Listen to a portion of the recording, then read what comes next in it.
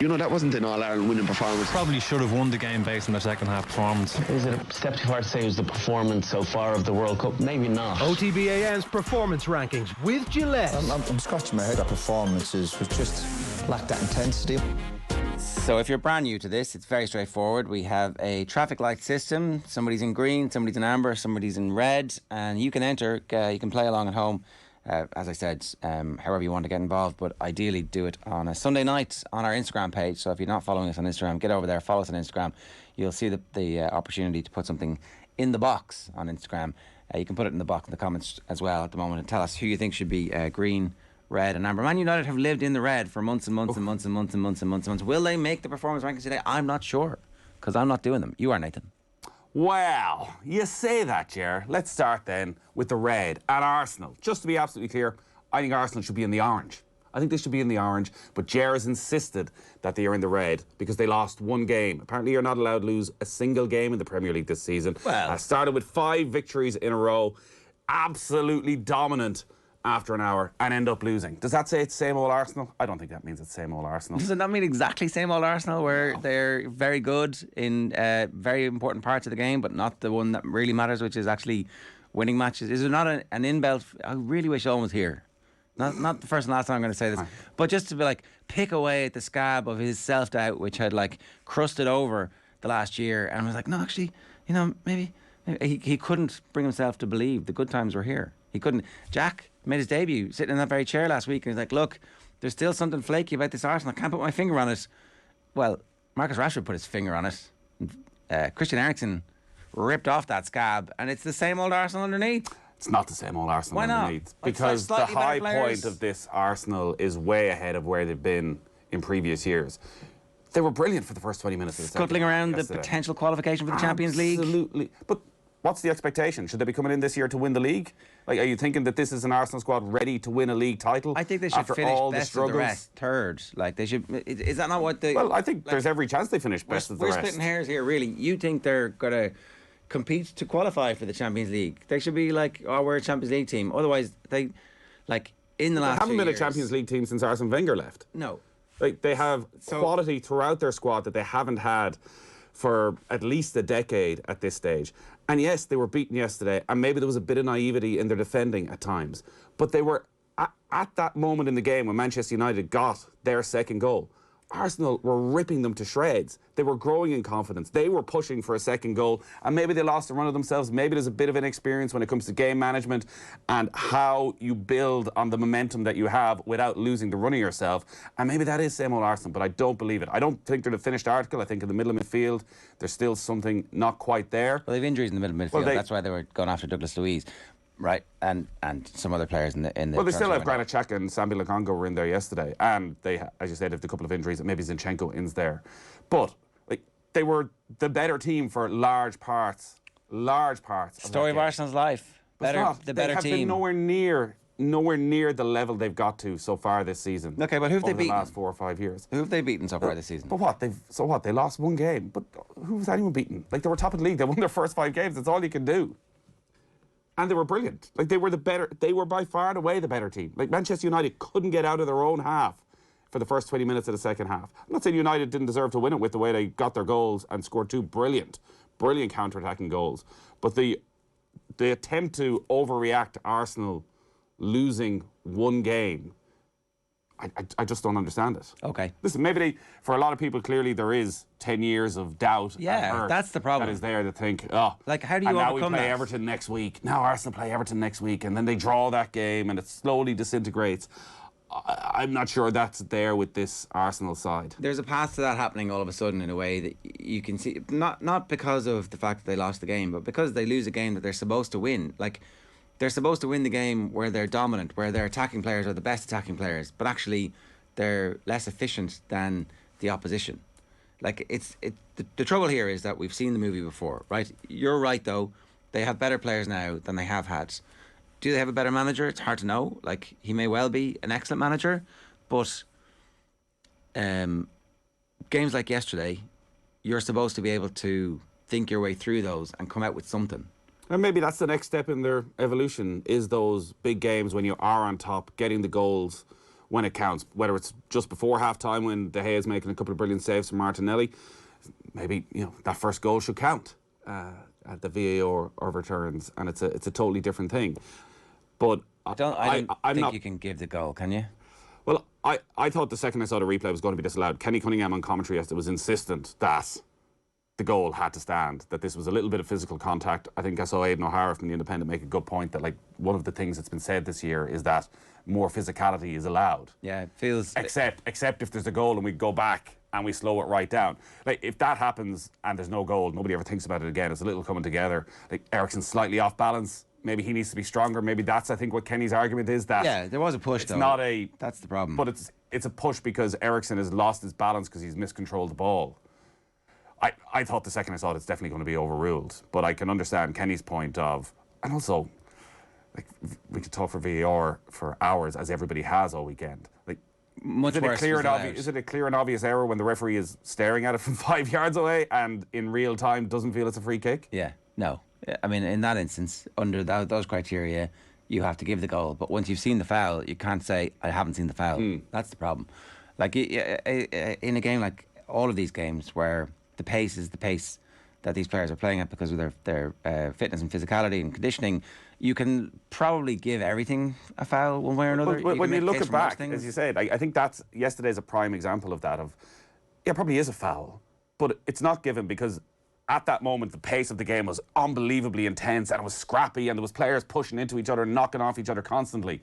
So again, just because there's a goal scored at the end of it, you now have to go back and give a free kick where in real time as a referee you didn't believe there was one.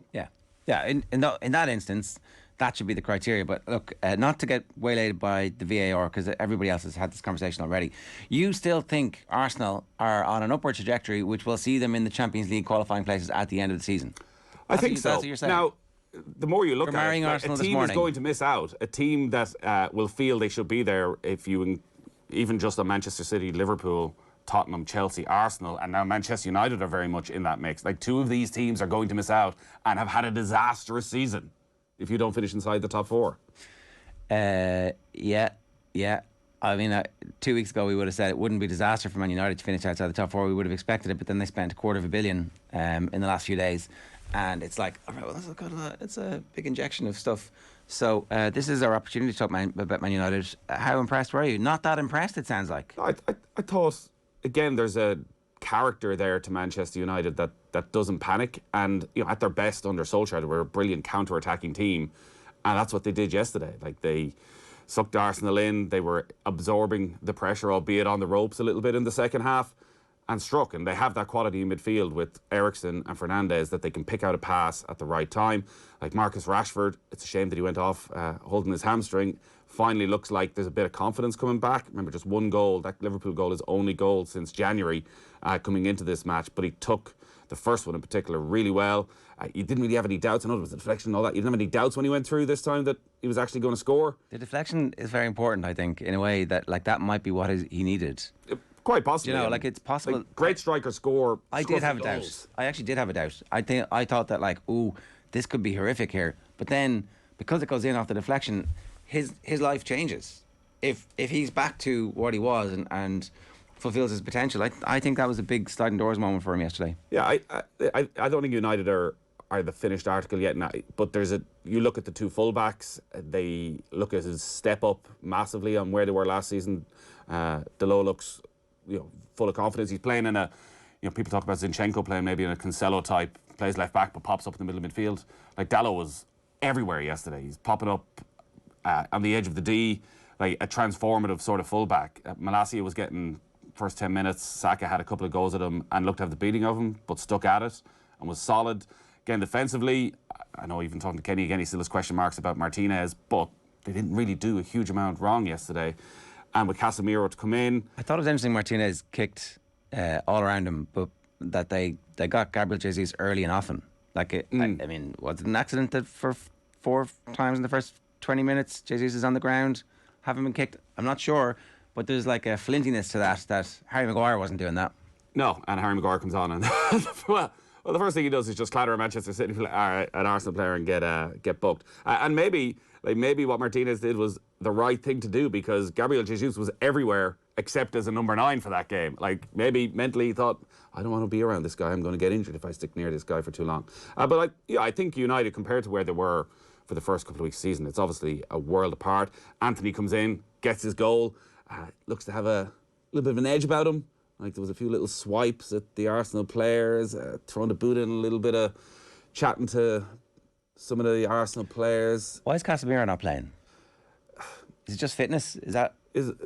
Look, there's an awful lot of games coming. It's hard to believe it's fitness because he would have been starting for Real Madrid at the start of the season. Erik ten Hag obviously said he's learning to play my style. Yeah. And Scott McTominay is playing so well. Yeah. I mean, but that's not incorrect either. Like, he is actually playing well. No, and maybe he's slowly building him up, knowing that they have an insane run of fixtures coming up and doesn't want to risk him in any way.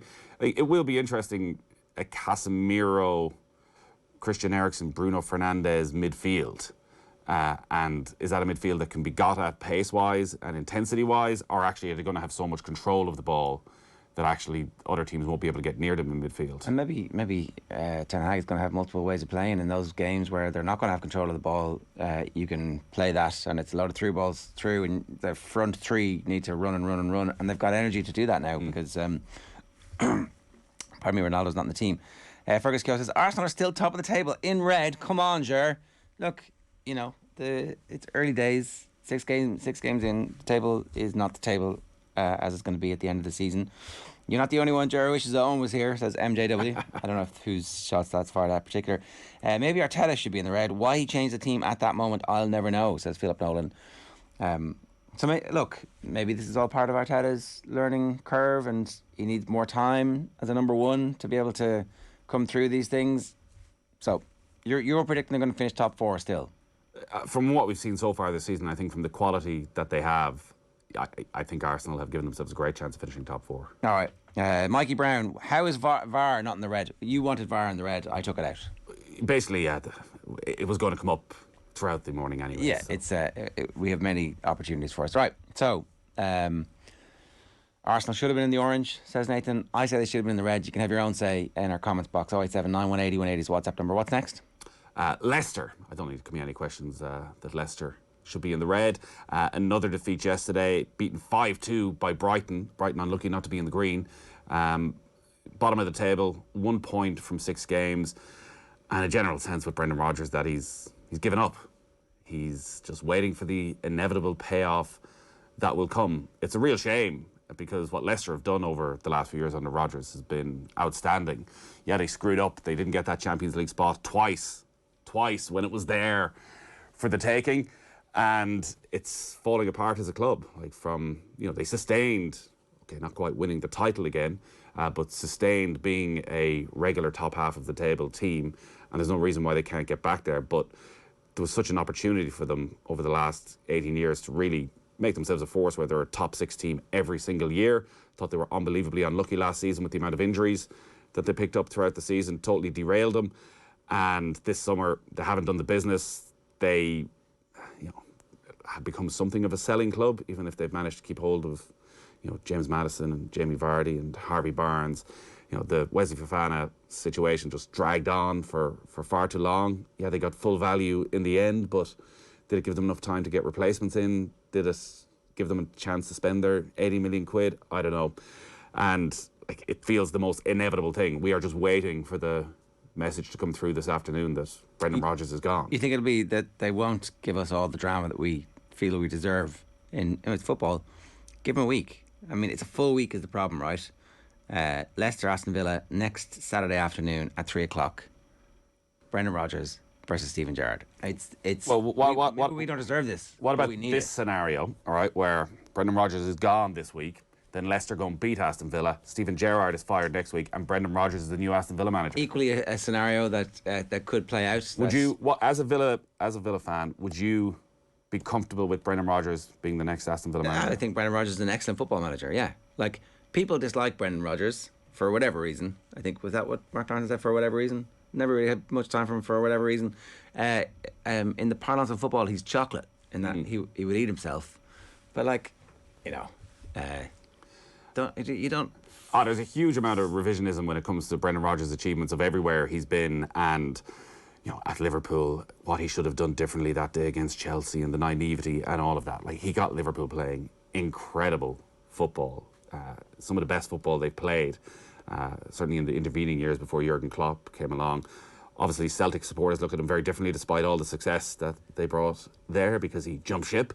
And again, at Leicester, like, if you take away the title-winning season and maybe the freakish aspect of that, he's done more than anybody has done. Gets them 5th in the league twice. Even last season, where it was a struggle, they ended up finishing 8th, which for a club of Leicester is exceptional. And also, if you're a club like Aston Villa, like, he has a track record of making really good signings. I do wonder how much credit you need to give him for that, or the architecture that comes with him. And it seems like Leicester have been very good at signing before and after. Well, obviously, we haven't seen the after yet. Brought in likes of Coutinho, Firmino at Liverpool as well. But he's also developed young players. Like, he has a track record at Leicester of developing young players, even at Liverpool with Raheem Sterling.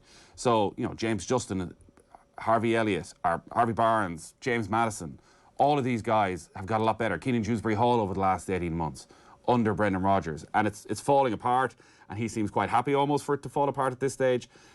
But I still think, while him getting the top 6 job is gone for now, those middle-ranking teams like Villa, Ger will snap him up. Well, I mean, you say that like it's supposed to be an insult, but Villa need to know exactly where they are in the world at the moment, and they're not in the world where you can take some manager who has not got very much experience and put him into the Premier League and let him learn on the job. However, they have just had their best result of the season by slowing down the Manchester City juggernaut under intense pressure and coming from behind to do it and nearly snatching a winner. So, I don't know if Steven Gerrard has won. He certainly has not won the Villa fans back just yet. But, beats Leicester next week, and all of a sudden the mood music, the pressure valve is released, and he's going to be the manager through the next transfer window. If they that's what these games mean. That's what, if they'd been beaten like Nottingham Forest had been by Manchester City, and there'd been another Haaland hat-trick, I think he would have been in the red. They would have been in so much trouble. And now they have a relatively easy game, you would say, next week, if Brendan Rodgers is still the manager. So, I don't know, it's very interesting. Well, they were really unlucky at the weekend, the decision around the disallowed goal and the raising of the flag early goes against everything we've seen from officials over the last 18 months. Yeah, as long as you don't get beaten 6-7-0 by Manchester City, you're probably not getting fired off the back of that. But it is, as you say now, an expectation going into the Leicester game, because they are in absolute crisis, that these are the sort of games Villa need to win and to build a bit of momentum. Gerrard can turn it around, managers turn it around all the time. Just listening to the commentary around Villa on this show and elsewhere over the last couple of weeks, it does feel that there's just a general lack of trust of Gerrard, that it won't take much for Villa to go back into crisis mode again. No. That's one side. The other side of it is that actually he's started to... So Douglas Luiz hadn't been in the team for whatever reason. I don't know if they had, if that was one of those, he wants to leave, well, you can't pick him if he wants to leave. We might sell him, don't put him. But he started... he obviously had been their only goal-scoring threat from corners for a couple of weeks there. But he started the game with Kamara and Ramsey and Mageean, and... I don't know, it seems to have worked. Leon Bailey, who obviously didn't play any football last season after his big money arrival, he was given out about not being in the team, but has started to score goals, scored in the Cup, scored at the weekend. You're like, well, maybe there is the bones of a good team there, and maybe those players can go on a run. And the team is completely settled now because of the injuries that they've had. So, I don't know. Does a result like that against Man City give everybody a bit of confidence, and everybody's bouncing in a train and going, actually, you know what, we just stopped the greatest team that might ever exist? It'd want to give you a bit of confidence. It would. I mean, Haaland and De Bruyne, Foden and Silva started that game. That's a good team. It's a good team, and they held them. So that the next week is going to be interesting. You can't see a way out for Brendan Rodgers at Leicester unless Leicester decides, well, you got us into this mess, get us out of it. Suck it up. Yeah, it doesn't, much like the Scott Parker scenario where he was got rid of just because of his general negativity, that for Leicester, if Rodgers doesn't want to be there, he always seems like a very naturally enthusiastic and positive person. He looks quite broken right now, so maybe the best thing for Leicester. The last time they were bottom of the league and it was all doom and gloom, they suddenly turned it all around, and within 18 months were champions, so Who knows? Bring Yeah. back Nigel Pearson. They did have a very good squad of players. I think they've still got a pretty good squad of players there at the moment, and They all kind of seem like they all want out. well, that is the problem. Almost every single one of them And has been linked I with would say- somebody else. I actually do think that I think we talked about this at the time, that like the constant Rodgers being linked with and never quite denying the Man United links and whoever else was coming up links. Like if you're Tielemans or Vardy or any of the rest of those players and you're looking at that going, okay, so this is a stepping stone. That's we're all agreed. We're to do our very best while it's here, but it's a stepping stone, right? Well, if you look at that team from yesterday, like Justin, Ndidi, Barnes, Tielemans, Maddison, all of them linked with moves during the summer, and again, all of them knowing that if Antonio Conte implodes at Christmas, that Brendan Rodgers will be gone like that. Yeah, yeah. So So it's the wages of sin. 7:55. Let's go to Amber. Amber. We've decided to put the Republic of Ireland's women's national team in amber. Obviously, it's an easy green after the success of Thursday night, but tomorrow night has taken on all sorts of importance now against Slovakia because there's a real opportunity for Ireland to be one of the seeded sides for the playoff draw. That's it. Play my music, Ger. I'm going to explain how the playoffs work. I I think everyone has a basic understanding of the initial playoff system right now. So 9 teams qualify for the playoffs. The bottom 6 teams, according to their points, will play off in the first round. The top 3 get a bye from the first round and go straight through to the second round. So on Thursday night after the game, I sort of gone through it and felt it wasn't that unlikely. I know Vera Pauw at the time felt, a lot of things need to happen, but all of them weren't beyond the realms of possibility. In fact, some of them were quite obvious. So for Ireland to finish in the top 3, the following needed to happen.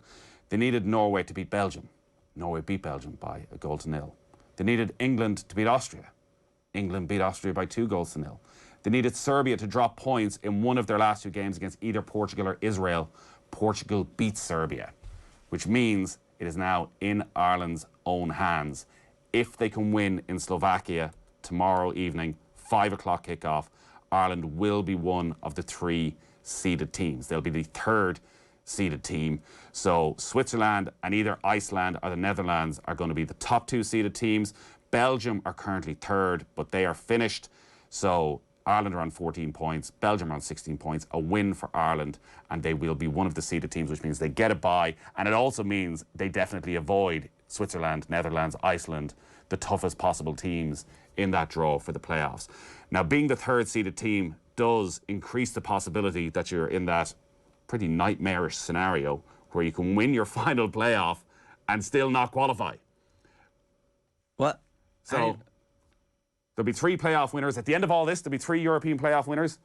Only the top 2 qualify for the World Cup. Automatically. Automatically. The 3rd team will go to a repechage, you could call it, in New Zealand next February, where there'll be 10 teams from around the world in Interconfederations playoff.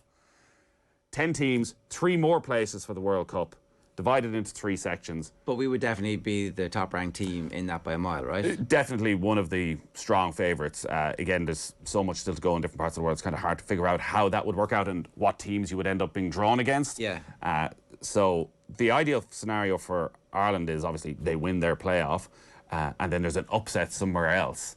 The way they're going to do it, and it doesn't seem to make a huge amount of sense, is they'll take your points from the group stage and then add the result from the final. And I'm assuming that means if one of them was a draw and it went to penalties, that would actually count as 1 point rather than a 3-point win. So by winning directly, you could possibly get through. So just to play that out, are you actually better being a strong team and having the 2 games? So from your semi-final, or do they only take the points from the final? Only from the final. Okay, Again, okay, fair enough. It doesn't... I definitely think seeding is the way to go so that you avoid... So Netherlands and Iceland play tomorrow as well, and the Dutch need to win that. Now, they'd be strong favourites to win that. But I think you want to avoid Iceland, Netherlands, Switzerland. There's a possibility you get Bosnia, who'd be seen as one of the weaker runner-up, and if Ireland are seeded. So it just makes it more straightforward. But there is a possibility, Ireland could have, if they weren't to win tomorrow night, could have 4 more games to qualify, and all 4 tough games. So that's the only reason they're in the amber. I think after Thursday night. Everyone's feeling confident, but Slovakia have been a pain in the ass for everybody in this group so far. They obviously drew in Dublin. They took points off Finland as well.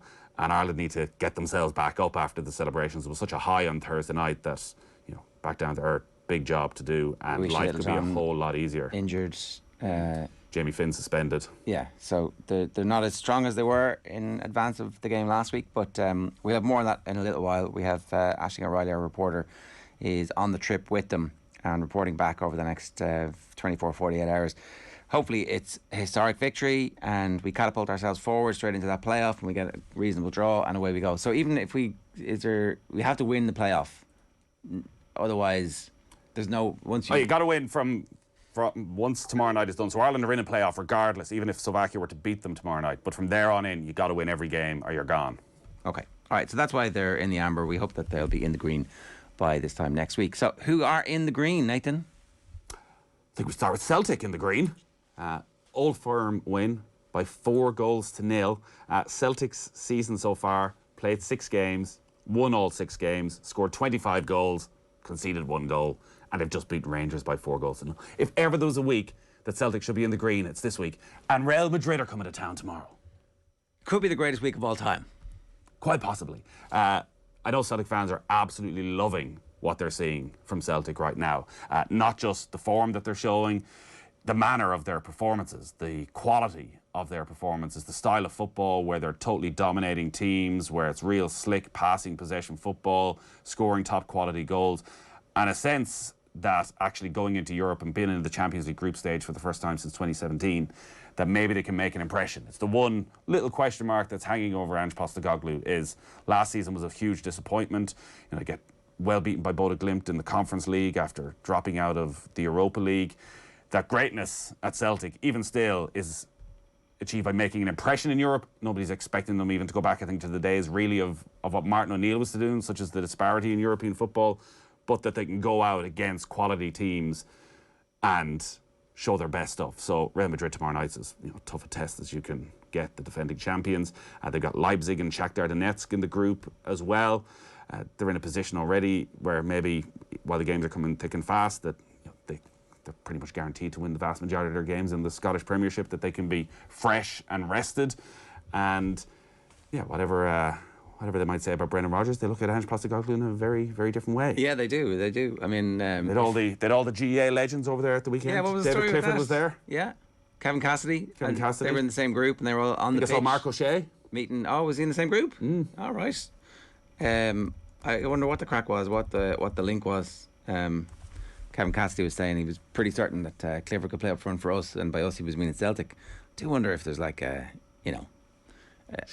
transfer. A smart marketing person who gets him to a club for a week of a trial in the style of Anthony Towell. Remember that? That was yeah. Went to Manchester United, didn't he? He did, yeah. Scored in a reserve game. Right. He definitely would be. There's a couple of the Kerry lads there as well. Yeah, so they absolutely ripped Rangers to pieces. I said the quality of the goals. The 4th goal, Rangers were just broken. The keeper just passes it straight out to the Celtic attacker, who just slots it in. And again, it's what Celtic have to be now, picking up players from different parts of the world. They brought Aaron Moy back from China. He was at Brighton. He was a okay Premier League player and looks top quality now for Celtic. Matt O'Reilly was brilliant at the weekend. And Kyogo, Abada, Jota are all scoring a load of goals. So there's a lot to like about Celtic, and you hope that tomorrow night against Real Madrid they can do themselves justice. Yeah, I mean, I presume every Premier League team is looking at Ange going, what do we need to do to get him? Or how much more does he have to do before the rest of the Premier League teams are like, okay, we need to get this guy? Well, I think it's the manner of the football as well. We're seeing, Brighton, as I say, could easily have been in the green this week. Teams want attacking possession football. It's what supporters want to see. They don't want to see their team sitting back, regardless of where they are on the table now. They want to see they're having a go and they're going to be entertained. And if the odd time you get it beaten because of that, fine. But they don't want the 1-0, we're sitting 5 back. And I think Ange Postecoglou will be really attractive to a huge amount of Premier League clubs because of that. He gets his teams playing, and he's shown he can mix and match players. They don't have too many superstars at Celtic, really, at the moment. But he's getting them to this level. So I can't see him pulling a Brendan Rodgers and jumping ship mid-season, but who knows how this Premier League season develops. Maybe Brendan Rodgers gets fired and Leicester say, you know what, we've got good connections up in Celtic. Let's go again. Yeah. All right. Headline. There you go. 4 minutes past 8. Who else is in the green? Final one in the green. Got to be Kyra Mageean. Unbelievable on Friday night. Diamond League winner in Brussels and broke Sonia O'Sullivan's 1,500 metre record, which has stood since all the way back in 1995. Kyra Mageean had never broken 4 minutes before, and she finished in 3 minutes 56 seconds, 0.63. So took over 2 seconds off Sonia O'Sullivan's Irish record. And this has been coming. Kyra Mageean, interested in listening to her over the weekend. She's obviously performed exceptionally at the Commonwealth Games and at the European Championships, having chosen to skip the World Championships in Oregon, taking silver medals behind Laura Muir. And they weren't particularly fast races, but she said she knew this sort of sub 4 minute time was in her, and she was just praying to God that she would get a fast 1,500 metres so she could show it. She wasn't even in the race towards the end of last week, again because her times this year hadn't been exceptional. Her performances have been brilliant, but those races where she performed have been some of the slower races, even though they were big championship races, and she managed to get a place in late on and beats Laura Muir, who she trains with all the time. And you look at the results across the European Championship, across this Diamond League, she is competing and beating people who are World Championship medalists, who are top 3, top 4 in the world on a consistent basis. And she has got to be looking towards another World Championship next year in Budapest, with a real possibility of being in the mix for a medal. And it's going to be in action again this week. The Diamond League final is on. Yeah. On Thursday night. So that's on in Zurich. So, yeah, I think Kyra Mageean, as one of the most, understandably, one of the most popular Irish sports people, has been building towards this throughout her entire career. She's 30 now, and, people might have felt, well, actually, maybe those days of contending for medals or running these sort of times weren't going to happen. But if anything, she's just getting better and better. Yeah, as an 18-year-old, she won a silver medal in the World Junior Championships in 2010, and so that's like she was a world quality athlete at 18, and here she is finally fulfilling her potential after, injury and all sorts of things had prevented her from getting to that point. So really, to beat your training partner who's beaten you twice for medals at the end of the season, I don't know if you've seen the same commentary I have, but the British commentators are like, oh, our girl, well, she must be very tired at the end of the season. And then you look at the time and like, no, she just couldn't run as fast. No. Well, I think you saw the reaction from... The other thing was I was kind of surprised they didn't try and claim her. That was the other thing that was about to happen. That's coming. That'll be next year when she gets that World Championship medal. I think. But she's always been one for the big day. Like her previous record in 1,500 was in a World Championship. So I think we all know when we look at Kyra Mageean, we can trust that she is going to perform on the big stage. And it'd be interesting. I'm sure she doesn't have any regrets about skipping the World Championship, because maybe skipping that and focusing a little bit later in the summer has allowed her to perform at the Commonwealths and at the Europeans and get this new record because of that. But looking ahead to the next World Championship, like, she has got to be thinking there's a definite medal chance. Yeah, and also, like, there's a very limited window for athletes to make money in these big competitions. So fingers crossed she can, and I think that would also justify everything as well, because we forget that these athletes represent Ireland on an absolute shoestring in terms of the revenue that we give them as a country to run in our colours. So, well, I thought the conversation with Eamon Coughlin last week was fascinating, and Kyra Mageean left Ireland. She went over to Manchester. She's spoken about how difficult a decision that was. But she's training with the best, so she's training with Laura Muir, so she knows exactly every single day what she's got to do to get herself into contention. And it's worked in her favour, and it's been brilliant to see, and it'll be hopefully brilliant to see on Thursday night as well. All right, some comments coming in. Owen Hurley says, put Klopp in the red, Liverpool on cruise control in the second half, and he brings on Milner. Why? Was he going to unlock Everton's defence? Like, I'd get it if we went 1-0 up, but come on, Jesus. What did you make of the... we're going to talk about this in a few minutes with Harriet Pryor. What did you make of Liverpool's performance? Again, that line of there's something just missing. I think midfield isn't there. The energy that has been a hallmark of this team over the last 4 or 5 years isn't there in midfield, and I think that is destabilising everything. I keep going back to the goal that Palace scored against them, and Eze getting around Fabinho in midfield.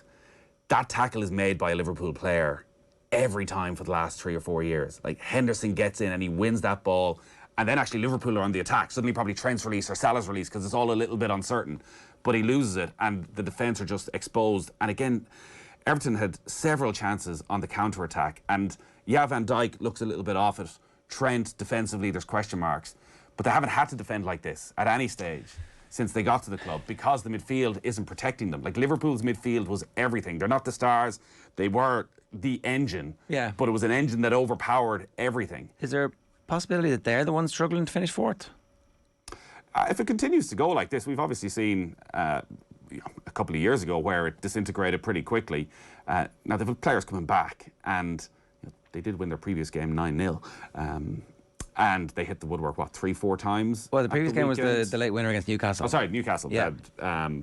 Which was like a 97-minute winner. Which is great and everything. It's great that that's happening, but you can't bank on that all the time. And no, you can't. And there is the possibility that the other teams have improved massively and Liverpool have fallen back. They need to find something in midfield. Like, the fact that Henderson's going to be out for, it seems, at least till the international break would leave you very concerned. They're picking up a lot of injuries. I think the reason Milner came on, we were down at Lecture Picnic, so I only saw the highlights afterwards. I thought it was that Trent had gone off injured as well. Okay. Just before the hour mark. But again, like, you're relying on James Milner. Patrick Campbell is on my camp here. He says, bit late to the party here, lads, but Arsenal are royally affected in October when they play the top half of the table teams and 3 Europa League games midweek. Let's wait and see. Yeah, but everybody has that. Like, he's marrying them. I'm like, no, okay, one weekend, fine. Let's have the crack. I actually think that brings in, even for Liverpool, for Manchester City, that's the jeopardy that brings the next them back month. to the pack. Well, for everybody, like, everybody has 10 games in the next month. They all have giant bloated squads, whereas I don't know, like, City obviously have the quality. Do they have a giant bloated squad? They always have 3 or 4 academy kids. Like, they're the best academy kids, so they're all be kids just fine. Like, the opposition are trying to buy for it. Well, Chelsea might be. I don't know what's going on at Chelsea. There's a case study there which we'll do later on in the week. It's 11 minutes past 8. OTB AM brought to you live each morning by Gillette Labs for an effortless finish to your day. That is this week's Gillette Labs Performance Rankings. OTB AM's Performance Rankings with Gillette.